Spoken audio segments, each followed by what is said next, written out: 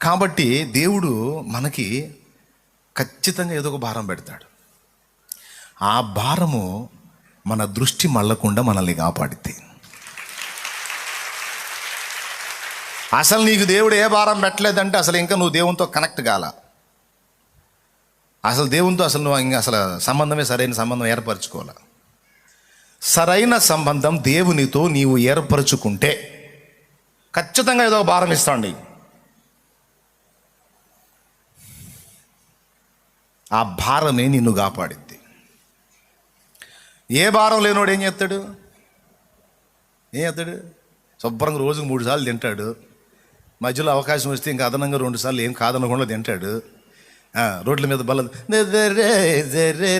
ఏం సంగతిలా అనుకుంటూ తిరుగుతాడు. అంతేగా వాడికి ఏ భారం ఉంది, ఏం బాధ్యత ఉంది? తింటాడు, నిద్ర